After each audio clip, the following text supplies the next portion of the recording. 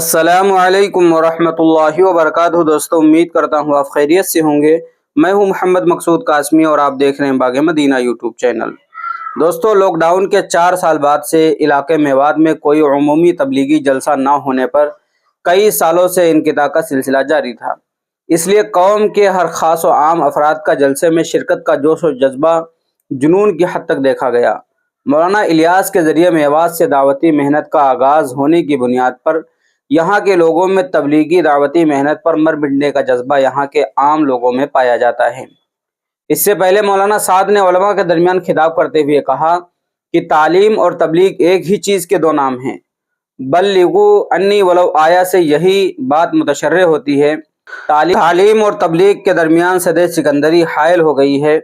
ہر عالم کا وقت اپنی عوام کے لیے بھی ہو اور مسجد کے لیے بھی ہو۔ میں کہتا ہوں مدرسے تو علماء بننے کی جگہ ہیں، تعلیم کی جگہ مسجد ہے۔ یہاں سے علم عوام میں پھیلے گا۔ علماء علم کو براہ راست عوام تک پہنچائیں۔ واسطوں اور وسائل سے وہ کیفیت پیدا نہیں ہوتی جو براہ راست پیدا ہو سکتی ہے۔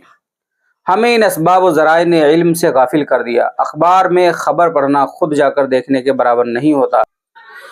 نبی صلی اللہ علیہ وسلم نے ارشاد فرمایا، لیس الخبر کالمعائنۃ۔ عوام کی جہالت کا اندازہ کریں۔ طبیب مریض کا مزاج دیکھ کر نسخہ بدل دیتا ہے۔ ہم کہتے ہیں کہ علماء خروج کریں اور خود جا کر عوام کی جہالت کا مشاہدہ کریں۔ علماء کا سال میں نکلنا عوام کی جہالت کا مشاہدہ کرانے اور عوام تک علم پہنچانے کی تمرین کے لیے ہے۔ ہم یہ نہیں کہتے کہ سبھی ایک ساتھ نکل جائیں، بلکہ جب تک متبادل انتظام نہ ہو سکے ہرگز نہیں نکلنا چاہیے۔ مؤذن جس کی ذمہ داری ہلکی پھلکی ہے، جب اسے متبادل کے بغیر نکلنے کا حکم نہیں ہے تو پھر معلم جو بخاری جیسی اہم کتابوں کا درس دے رہا ہے اس کی ذمہ داریاں بھی بہت بڑی ہیں، اسے متبادل کے بغیر کیسے نکالا جا سکتا ہے؟ میں چاہتا ہوں کہ علماء اور عوام کا رابطہ بڑھے۔ اگر علماء کا عوام کے ساتھ اختلاط نہیں رہے گا تو جہالت کم نہیں ہوگی۔ میں عوام سے کہتا ہوں کہ جب تم حج پر جاؤ تو ایک مفتی ساتھ میں لے جاؤ تاکہ تمہارا حج صحیح ہوئے۔ میں صاف عرض کر دوں، مجھے صرف فضائل کی تعلیم سے اطمینان نہیں ہے۔ ہم علماء کی ذمہ داری ہے کہ مساجد میں فضائل کے ساتھ مسائل کا بھی اہتمام کریں۔ ہم علماء کی صلاحیتوں کو استعمال کے لیے وسعت دینا چاہتے ہیں۔ حضرت مولانا ابو الحسن علی ندوی نے لکھا ہے کہ ہمیں چاہیے کہ مساجد کو مسلمانوں کی زندگی کا مرکز بنائیں۔ آخر میں مولانا نے عوام کو برائیوں کو چھوڑ کر اچھائیوں پر چلنے کی بات کہی۔ مولانا سعد کاندھلوی نے دعا کراتے ہوئے امن عالم کے لیے دعا کراتے ہوئے ملک میں امن و امان قائم ہونے کی دعا کی۔ لاکھوں افراد نے ایک ساتھ بارگاہ عزتی میں دعا کے لیے ہاتھ اٹھائے۔